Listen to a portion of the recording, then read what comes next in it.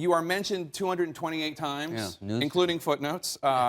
In one of them, which got some headlines, it is an internal memo that you wrote in July 2003, in which you say, quote, "The White House is extremely concerned Secretary of State Powell would blow his stack if he were to be briefed on what's been going on." It certainly seems to suggest that the enhanced interrogation techniques, or in some cases you acknowledge that that those abuses became torturous, that was kept from key members of the administration. Yeah, I mean, I saw that email for the first time in, 11 years last night. Yeah.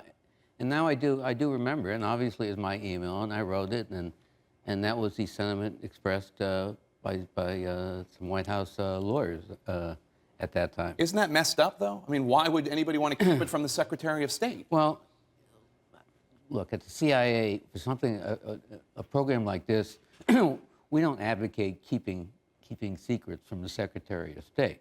If it were our druthers, I'll tell you from all my years of experience, we want as many people in the boat with us as possible when something like this is launched. So that was certainly not CIA's concern or preference to keep anyone, especially the Secretary of State, out. Now, Did you push back at all? Did you say, we really need to have as many people on board? This is a policy change we're doing?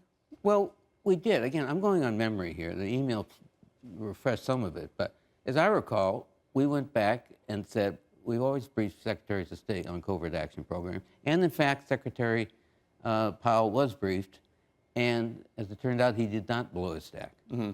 The report also says that of the 119 known detainees, at least 26 were wrongfully held and did not meet the detention standard. That includes CIA informants and an intellectually challenged man. That makes it sound like the CIA was not only torturing bad guys like KSM or Abu Zubaydah, but innocent people. Well, again, you're using the word torture, and I would dispute that the people in the enhanced interrogation program, that was harsh, brutal But you're not tactics. disputing that the force-feeding people rectally is torture? No, absolutely not. Those were abuses, and the system certainly was not perfect. There were abuses along the way. Worse than not perfect, wasn't it, sir? It was abhorrent in some Oh, those cases. tactics were abhorrent. Absolutely, I'm not going to contest that. But it sounds like innocent people, not just bad guys, innocent people were subjected to this torture or enhanced interrogation methods. No.